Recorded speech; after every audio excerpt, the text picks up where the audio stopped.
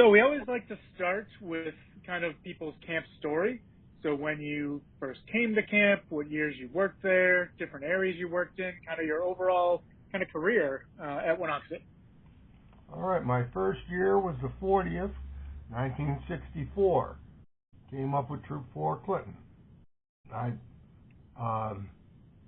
did 65 and 66 with Troop 4. And in 67, I was the CIT. 68 and 69, I was nature instructor. Basically worked for Art Polanski. In 70 and 71, I was nature director. In 72, I was handicraft director. There's a whole story behind that. I skipped 73. 74, I was camp commissioner for a few weeks. 75, I was camp master for about 5 weeks. 76, I was provisional scoutmaster. And 77, I was a provost scoutmaster again. 78, I was camp commissioner. Only for a week, though. You don't have to volunteer my vacation. 79, provost scoutmaster again. I think that was the last year I was on staff. Okay. So you really kind of saw it all and did a lot of different jobs throughout your career there. Yeah, started out, I wanted scoutcraft, but ended up in nature and working for Arthur, and that was fun. We were opposites. Absolute. It was fun. He was a good friend. The handicraft, I ended up there because Dick Goering apparently didn't like me, and so he didn't hire me, but George CWAA did hire me. It was a dispute over salary. That's why Dick didn't hire me. I remember them coming up to him and Harris Tanner, his program director, that didn't like our scoutmaster. None of them measured up to their standards. And he came up to my craft shop, and I'm just setting up, and he goes, "I didn't hire you." And I turned around and said, "Nope, you didn't. Your boss did." So that's how I ended up in a craft shop. Okay. I was given craft shop, training post manager, or provisional scoutmaster, and I shied away from provisional scoutmaster because I thought, I'm better at craft. But then I ended up as provisional scoutmaster anyway for quite a few years. Yeah. So, you mentioned a lot of names that, we definitely are very familiar. George CWAA, Arthur Polanski, certainly kind of the memorable or, still well-known staff members from that time period. But your name is certainly in there as well. And, what was it, what was it that kept you coming back to camp? Well, I was kind of a troll in high school. I went off of football and as soon as I did, they stopped picking on me. And I never really liked playing football, but where my friends were was in scouting, not in Clinton. Not the high school people. So I kept coming back because it was fun. Yeah, absolutely. And I felt like I was accomplishing something, and as I said, it was a good time. And the money was secondary, but we didn't get paid a lot anyway. Mm-hmm. Yeah. Now you are the author of the camp song, which is still sung, at camp today during Vespers. Can you tell us kind of the story of how that song came to be? Well, I wrote it, and so I wrote it, but Dennis St. Jean didn't like it, thought it was too ballady. I only taught it to the junior leader training course and my own troop. And somehow it ended up as a camp song. Because in '96, when I went up to visit one year, I was wearing my uniform, and the trading post guy goes, notice my patch on my pocket. It was a 1967 patch. And he goes, what year was that? I said, 1967. And he started singing it to me. You may go far away, you know. And I'm looking at him, like a dog would look at him, back and forth. He goes, haven't you heard our camp song? And I looked at it, I said, I think I wrote it.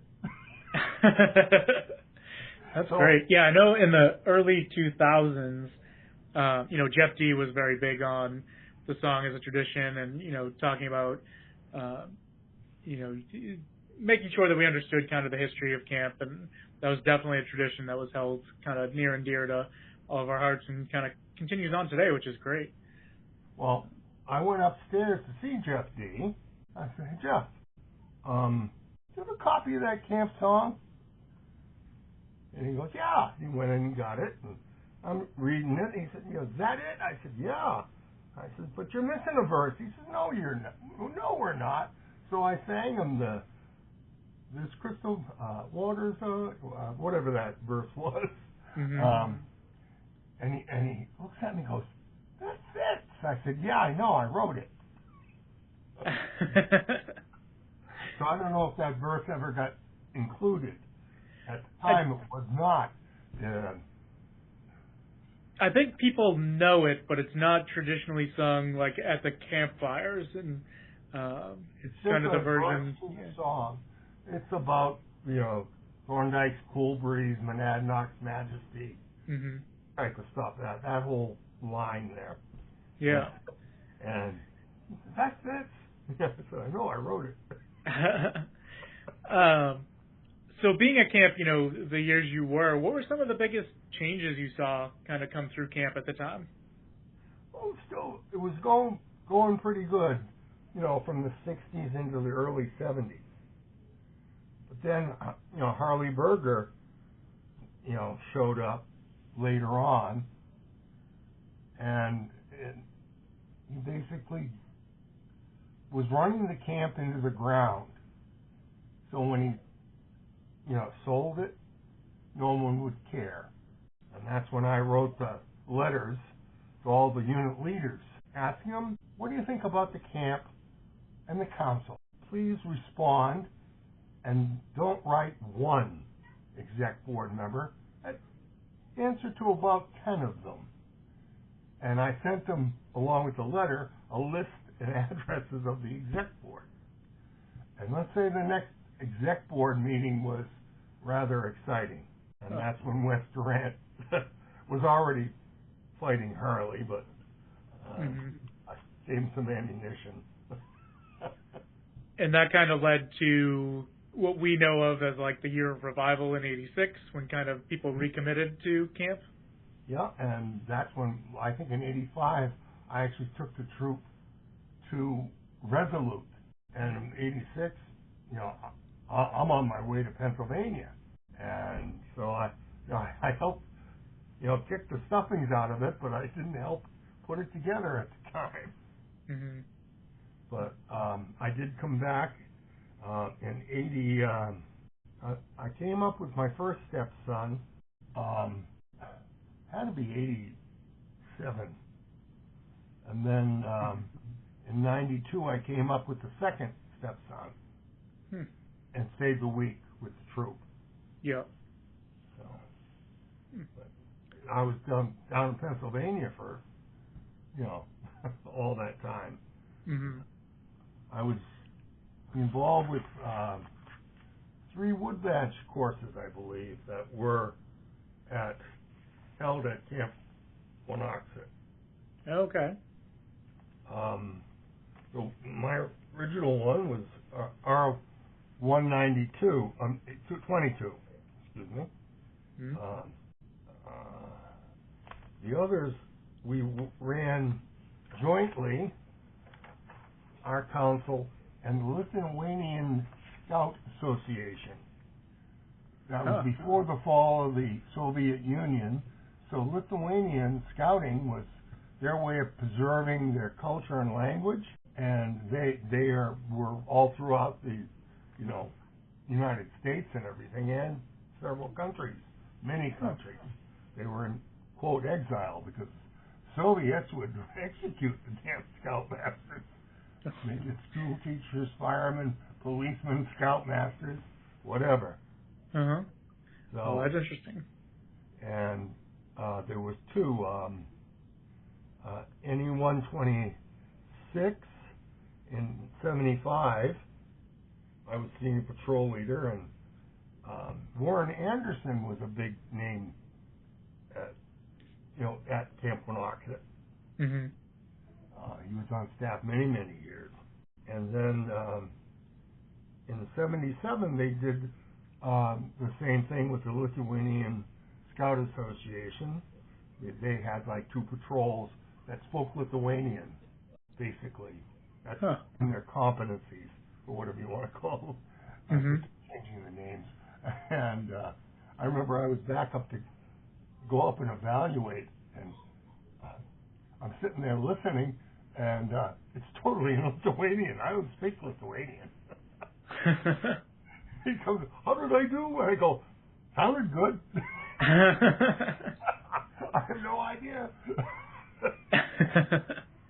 That's really, really interesting. Yeah.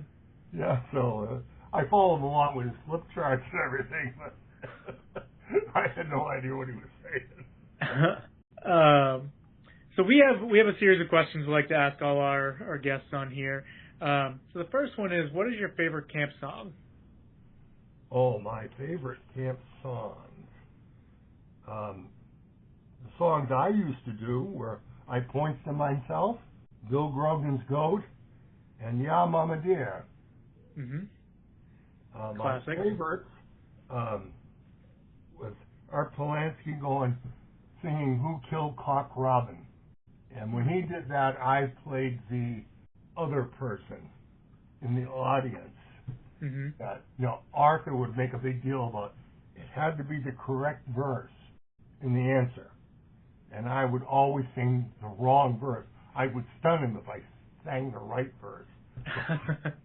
But it was the whole thing. It got to the point where he'd get up and chase me out of the dining hall, and I'd come back by the redwood log there and go, Arthur, please, trust me, Arthur. And I'd either sing the correct one or another incorrect verse for him. And all the kids loved it. It was great. It was a great unofficial partnership on that song. Huh. And the other song I really liked of Arthur's was the Gary Owen. Mm-hmm. So those are my favorite songs. Great. Most of those still sung at camp today. I have not heard Cock Robin in a while, but I definitely have heard it done at camp. But most of those are strong song leader, and kind of energetic, and it really helps if you have the other half. Mm-hmm. Doing the wrong verses, and Arthur had that personality that really was strange. How about a favorite camp skit? I can't think of one offhand from Massachusetts, but yeah, that's something one of our other guests said, is that skits weren't as big back in those days. No, we were more into songs, because the skits, you never heard them, and it was hard. What about a favorite camp meal? I remember one year we had a chef, mid-70s, I believe. He was really good. He even baked his own bread. Yeah, I know, it's been a while. It's been a long time. I remember some really bad meals. But not the favorite one. As I said, was one year that it kind of spoiled me, because even when I went to Philmont with the family for a training course, my wife goes, "How's the food?" And because I had that year with the chef, I thought, I guess it's all right. And it was good camp food down there. It was good, but I've had better. So it kind of spoiled me in that respect. I'm telling you, a lot of things are just good. Mm-hmm. What about your favorite place in camp? Well, I had my own spot on by the top of the chapel stairs. Mm-hmm. When I used to be able to walk around, I saw someone put a bench there. I never had a bench there. I was just my Moose's Rock, where I would just kind of be by myself and smoke my pipe. Mm-hmm. Oh. And was there anyone when you were kind of coming up that particularly influenced you or maybe mentored you at camp? Well, DT, Arthur, Mm-hmm. Polanski. My evil twin is Keith Sweeney. Okay, yep. We look alike, and I remember him setting me up one time, and they would always get us confused, and someone said, "Hey, Moose," and he put his hand over his name tag and said, "Yeah, what? Our guys need a nature, hike. All right, meet me down back of the maintenance shed, and we'll go down the trail. But I might be a little late, so hold the troop there for a while till I get there." Never told me. Next thing I know, I'm in Goering's office, not knowing what the hell was going on, ending up a troop. Well, but a few days later, I figured it out, and somebody goes, "Hey, Keith." And I said, "Oh, here we go." My name tag, and I said, "What do you need?" He said, "Oh, we need a knots and lashings demo. So have your troop in your sight and hold them there until I get there." And I think Keith might have ended up in the office then. And where did the nickname Moose come from? CIT year, we were late for assembly. I came running out of my tent. I think I ran over a kid we used to call Crabs, Jim Cook. I think it might have been Jim. Not sure. And as I ran across him, and he just kind of gasped and said, "You big ugly moose." So there you go. Yeah, and then that stuck, huh? One of the most notorious stories was the wild boar. Myself and Mike Godin were walking up in front of the dining hall, and some guys were heading for the shower house, staff members. Mm-hmm. And there had been reports of some bobcat around or something. So I said, "Let's go." And so we followed, got close, and I started trying to make it sound like what I thought would be a bobcat. Well, that panicked them a little bit. They came out and threw rocks, bouncing all over the place. I shook some branches and made a funny sound. They ran back in, and they wouldn't help Alex Payne up into the rafters. I think they thought it would get him and go away. And everybody picked on Alex. Alex was a little tattletale. I think he liked the attention in one way, but sometimes I think, "Oh man, we were mean to him." And what he ended up as is hilarious. He had his own TV show in California, and never would imagine this. But so they finally get brave and come down out of the rafters and start throwing rocks again. And they were getting closer. So me and Mike started to run, and I ran from by somewhere near the shower house down, and I ran around back of the dining hall, and I think Brian Cody, his father was council commissioner, or Don Moody, chased me down, and I'm on the ground laughing because I just collapsed laughing. And he's standing over this close, and he goes, You don't tell anybody about this." So we thought it was funny and thought it was all done. And we're back at the nature trying to turn in, a little later. Mm-hmm. There's a knock on the nature den, because we used to sleep in the nature den. Mm-hmm. And 4 of us. And the team knocking on the door was the camp commissioner. Carroll, I think his name was. I'm not sure. Kevin Carroll. Not sure. And he goes, "You guys hear anything?" We go, "Nah, didn't hear a thing. What? What's going on?" "Well, there's some sort of an animal running around here." "Oh, yeah?" "Yep. 3 troops sent kids down to George Square's cabin." I said, "Oh, really?" Yeah, apparently Iroquois, I think Abenaki and Apache sent kids down to complain about the wild boar. And I finally kind of sheepishly raised my hand and said, "Wild boar? I'm the wild boar." And the commissioner just looked at me. "Well, don't tell anybody." And he started and walked away.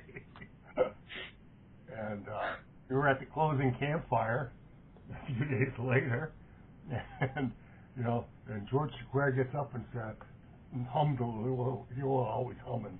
And he's talking about this exciting week of camp. We had a wild boar, and I'm getting poked in the ribs, going, "Go ahead, do it." No, I'll never work there again. Well, thank you very much for your time. We definitely enjoyed some of your stories. Yeah. Yeah. Well, we had things like Camp Fort Joe where we actually built a fort and threw like 10,000 water balloons, which was fun until at some point some kids started throwing rocks, and then we had to stop it. Yep. I'd like to thank my guest this month, Bob Brown.